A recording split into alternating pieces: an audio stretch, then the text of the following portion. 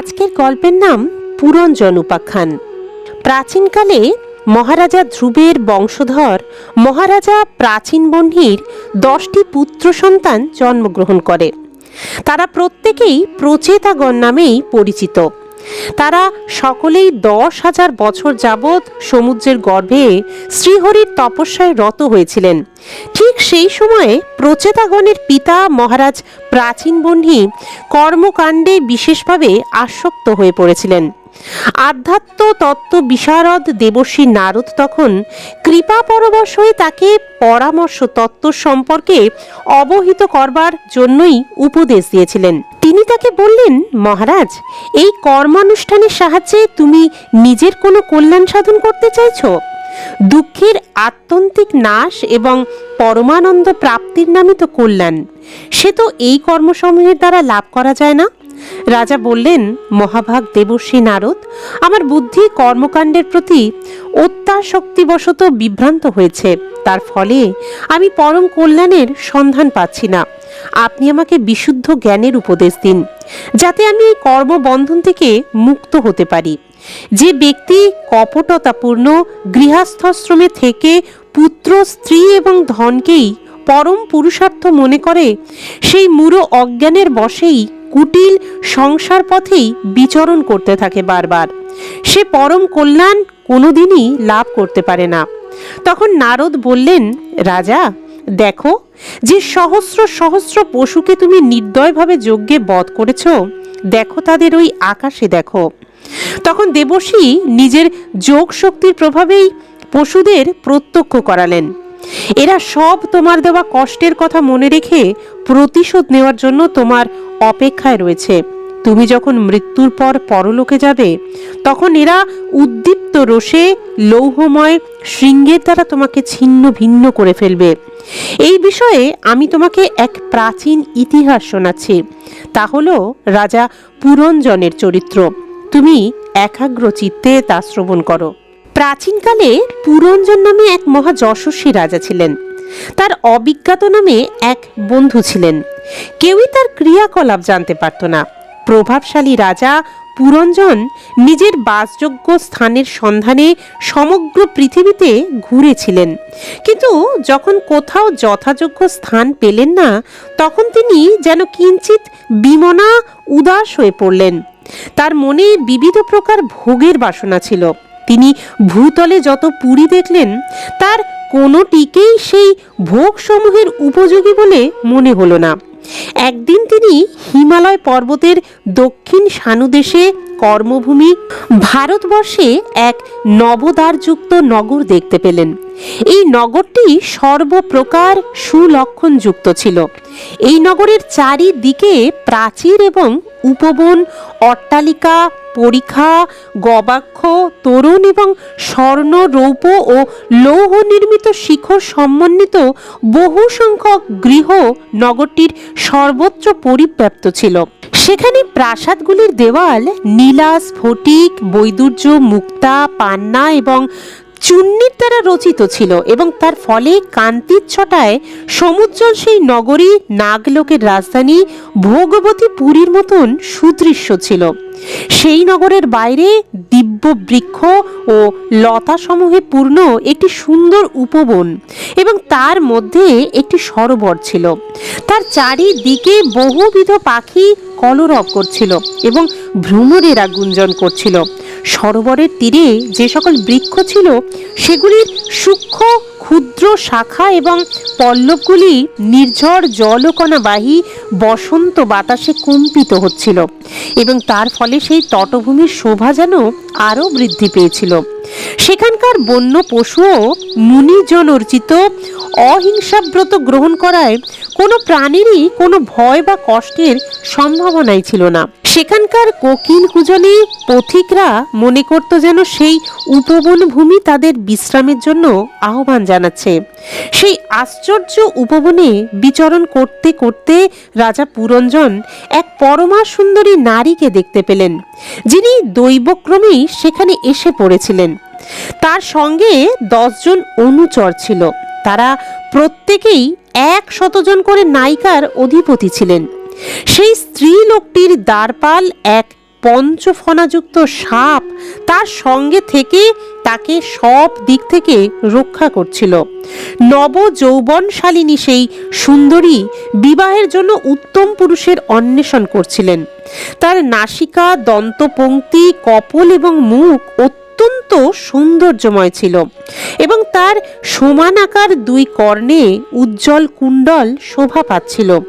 শ্যামবর্ণা সুশ্রোণী বিশিষ্টা সেই রমণী পীত বসন এবং স্বর্ণমেখলা পরিধান করেছিলেন। তার বিচরণকালে দুই চরণেই নূপুর ঝঙ্কৃত হচ্ছিল। তাকে দেখে মনে হচ্ছিল যেন সাক্ষাৎ কোনো দেবী সেখানে আগমন করেছেন। তার রূপের মাধুর্যে মোহিত হয়ে পুরঞ্জন মধুর বচনে তাকে বললেন, হে দেবী, তুমি কে? তুমি কার কন্যা? হে দেবী, তুমি কোথা থেকেই বা এখানে এসেছো? এই নগর প্রান্তে তুমি কোন বিশেষ কাজ সম্পাদন করতে চাও তা আমাকে বলো। হে দেবী, তোমার অনুচর এই 10 জন মহাযোদ্ধা এবং তাদের পরিচালক অপর একজন মহাবীর, এরা কারা? এই মহিলারা এবং তোমার অনুগ্রামী সর্প, এরাই বা কারা? সুন্দরী, তুমি কি সাক্ষাৎ লক্ষ্মী দেবী, অথবা ভবানী, অথবা মা সরস্বতী? মুনিগণের মতন এই নির্জন বনে বাস করে তুমি কি নিজের পতির অনুসন্ধান করছো? তুমি তার চরণ কামনা করো, এই কারণেই তো তোমার পতির সমস্ত কামনা পরিপূর্ণ হয়ে গেছে। তুমি যদি লক্ষ্মী দেবী হও, তাহলে তোমার হাতের লীলা কমলটি কোথায় পড়ে গেল? শোভনাঙ্গী, তুমি এই দেবীগণের মধ্যে কেউই নয়, কারণ তোমার চরণভূমি স্পর্শ করে রয়েছে। তাহলে তুমি যদি কোনো মানবী হও, সেক্ষেত্রে তুমি এই পুরীকে অলঙ্কৃত করে আমার সঙ্গে বাস করো।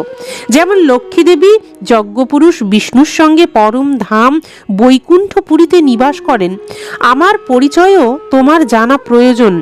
আমিও একজন মহাবীর এবং বহু কর্ম সম্পাদনের কৃতিত্ব আমার রয়েছে, কিন্তু আজ তোমার কটাক্ষ আমার মনকে একান্ত রূপেই বিবশ করে ফেলেছে। তোমার সলজ্জ ভাব, মধুর স্মৃত হাস্যে এবং ভ্রুবিলাসের ইঙ্গিতেই যেন পরিচালিত হয়ে এই প্রবল কামদেব আমায় নিতান্তই পীড়া দিচ্ছেন। অতএব হে সুন্দরী, আমার প্রতি তুমি দয়া করো।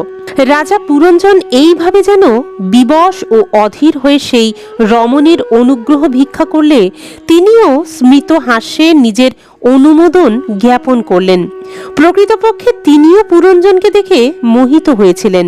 তিনি বলতে লাগলেন, হে নরশ্রেষ্ঠ, আমি আমার জন্মদাতা কে তা নিশ্চিত রূপে জানি না। এমনকি আমি নিজের অথবা অন্য কারোর নাম বা গোত্রও জানি না। বীরবর, আমরা এখন এই পুরীতেই বসবাস করছি, এর থেকে আমি আর কিছুই জানি না।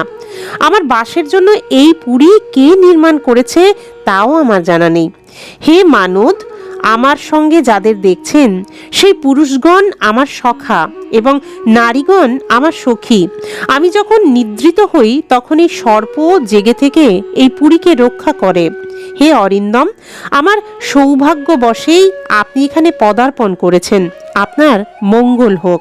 আপনি বিষয়ভোগের বাসনা পোষণ করেন, আপনার সেই কামনা পূর্তির জন্য আমি আমার সঙ্গীগণের সাহায্যে সর্বপ্রকার ভোগের আয়োজন সম্পন্ন করে দেব।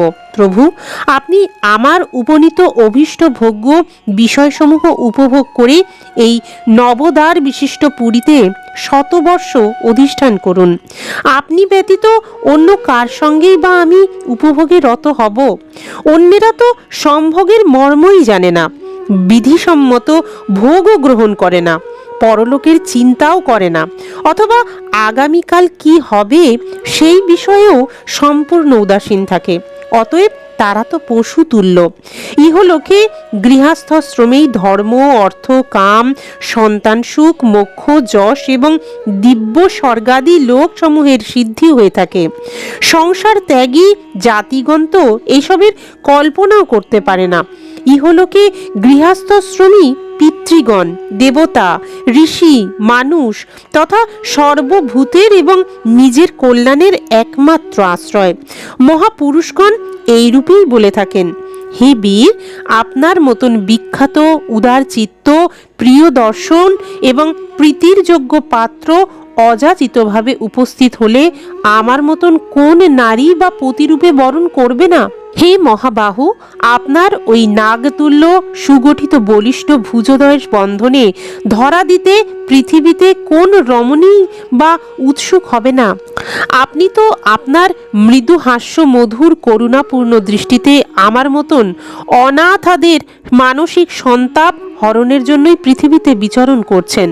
নারদ বললেন, মহারাজ, এইভাবে সেই দম্পতি পরস্পর সম্মতিক্রমে সেই পুরীতে প্রবেশ করে শত বৎসরকাল আনন্দ উপভোগ করতে লাগলেন। সেই পুরীর মধ্যে বিভিন্ন স্থানে গায়কগণ পুরঞ্জনের স্তুতি গান করত। গ্রীষ্মকালে তিনি স্ত্রীগণে পরিবৃত হয়ে সরোবরে অবতীর্ণ হয়ে জলক্রীড়া করতেন। সেই নগরীতে যে কয়টি দ্বার ছিল তার মধ্যে 7টি ছিল উপরিভাগে এবং 2টি ছিল নিচে। যিনি সেই নগরের রাজা হতেন তার ভিন্ন ভিন্ন দেশে যাওয়ার জন্য এগুলি নির্মিত হয়েছিল। রাজন, এই দ্বারগুলির মধ্যে 5টি ছিল পূর্ব দিকে, একটি দক্ষিণ দিকে, একটি উত্তর দিকে এবং 2টি পশ্চিম দিকে। আমি সেগুলোর নাম বলছি। পূর্ব দিকে খদ্দতা এবং অভির্মুখী নামে 2টি দ্বার একই স্থানে পাশাপাশি নির্মিত ছিল। এই 2টি দ্বার দিয়ে পুরঞ্জন দুমান নামক বন্ধুর সঙ্গে বিভ্রাজিত নামক দেশে গমন করতেন। পূর্ব দিকের অপর 2টি দ্বার নলিনী এবং নালিনীও এই রকমই একই স্থানে অবস্থিত। এই 2টির মধ্যে দিয়ে তিনি অবধূতের সঙ্গে সৌরভ নামক দেশে গমন করতেন। পূর্ব দিকের 5ম দ্বারের নাম মুখ্যা। রাজা পুরঞ্জন এর মাধ্যমে রসজ্ঞ এবং বিপনের সঙ্গে যথাক্রমে বহুদন এবং আপন নামক দেশে যেতেন। নগরের দক্ষিণ দিকে পিতৃহু নামক যে দ্বার ছিল তার মাধ্যমে তিনি শ্রুতধরের সঙ্গে দক্ষিণ পঞ্চাল নামক দেশে যেতেন। পুরীর উত্তর দিকে দেবহু নামের দ্বার, সেটি দিয়ে শ্রুতধরেরই সঙ্গে তিনি উত্তর পঞ্চাল নামক দেশে গমন করতেন। পশ্চিম দিকে ছিল অসুরী নামক দ্বার। দুর্মদের সঙ্গে সেই দ্বার পথে তিনি গ্রামক দেশে গমন করতেন। পশ্চিম দিকের অপর দ্বারটির নাম নিরৃতি। এই পথে তিনি লুব্ধকের সঙ্গে বৈশস নামক দেশে যেতেন। সেই নগরের অধিবাসীদের মধ্যে নির্বাক এবং পেশস্কৃত এই 2জন নাগরিক ছিল অন্ধ। রাজা পুরঞ্জন চক্ষুষ্মান নাগরিকদের অধিপতি হওয়া সত্ত্বেও এই 2জনেরই সহায়তায় বিভিন্ন স্থানে গমনাগমন এবং সর্বপ্রকার কর্ম সম্পাদন করতেন। নিজের প্রধান সেবক বিশুচিনের সঙ্গে যখন তিনি অন্তঃপুরে প্রবেশ করতেন তখন পত্নী পুত্রাদির কারণে উৎপন্ন মোহ, প্রসন্নতা ও হর্ষ অনুভব করতেন। পুরঞ্জনের চিত্ত এইভাবে বিভিন্ন প্রকারের কর্মজালে আবদ্ধ হয়ে পড়ল। কামের বশ্যতা স্বীকার করায় মোহগ্রস্ত হয়ে তিনি রমণীর দ্বারা প্রপঞ্চিত হয়েছিলেন। তার মহিষী যে যে কাজ করতেন তিনিও সেই কাজেরই প্রবৃত্ত হতেন। পত্নী যখন মদ্যপান করতেন পুরঞ্জন তখন মদ্যপান করতেন। মহিষী ভোজন করলে তিনিও ভোজন করতেন। মহিষী খাদ্য গ্রহণ করলে তিনিও খাদ্য গ্রহণ করতেন। এইভাবেই কখনো তিনি গান করলে পুরঞ্জনও সঙ্গীতে রত হতেন। তিনি কাঁদলে কাঁদতেন, হাসলে হাসতেন এবং কথা বললে কথা বলতেন। তিনি ধাবিত হলে নিজেও ধাবিত হতেন, দাঁড়িয়ে থাকলে নিজেও দাঁড়াতেন, শয়ন করলে নিজেও শয়ন করতেন, উপবেশন করলে নিজেও উপবেশন করতেন। মহিষী শ্রবণ করলে তিনিও শ্রবণ করতেন, দেখলে দেখতেন, আঘ্রাণ নিলে নিজেও আঘ্রাণ নিতেন এবং তিনি কোনো কিছু স্পর্শ করলে নিজেও স্পর্শ করতেন। কখনো তার জায়া শোক করলে তিনি নিজেও অত্যন্ত দিনের মতন শোকে আকুল হতেন। তিনি হৃষ্ট হলে নিজেও হর্ষ প্রকাশ করতেন, তিনি আনন্দিত হলে নিজেও আনন্দিত হতেন। এইভাবেই রাজা পুরঞ্জন নিজের সুন্দরী পত্নী কর্তৃক সম্পূর্ণরূপেই প্রপঞ্চিত হয়েছিলেন। সমগ্র প্রকৃতি বর্গ, তার পরিবারগণও তার সঙ্গে প্রতারণা করছিল। সেই মূর্খ রাজা সম্পূর্ণরূপে পরবশ হয়ে নিজের ইচ্ছা না থাকা সত্ত্বেও অনুকরণ করে যাচ্ছিলেন। যেমন খেলা দেখানোর জন্য পালিত বানর পরের দ্বারা চালিত হয়ে বিভিন্ন প্রকার আচরণ করতে থাকে। এমনই ছিল পুরঞ্জনের চরিত্র। কিন্তু এই স্ত্রী ভক্ত পুরঞ্জনকে মৃগয়ায় গেলে কেন তার মনীষীর কোপের সম্মুখীন হতে হয়েছিল এবং অবশেষে এক কালকন্যা কিভাবে এই পুরঞ্জনকে সম্পূর্ণরূপে গ্রাস করেছিল, সেই কাহিনী জানতে গেলে চ্যানেলটিকে অবশ্যই সাবস্ক্রাইব করে রাখবেন এবং পাশের বেল আইকনটাও অবশ্যই প্রেস করে দেবেন। তাহলে আমি যদি কোনো নতুন ভিডিও আপলোড করে থাকি তার নোটিফিকেশনগুলো আপনাদের কাছে খুব সহজেই পৌঁছে যাবে। তাহলে আজকের মতন এই পর্যন্তই। দেখা হচ্ছে আবার একটা নতুন কাহিনীর সাথে। ততক্ষণ সকলে ভালো থাকবেন, সুস্থ থাকবেন। ধন্যবাদ।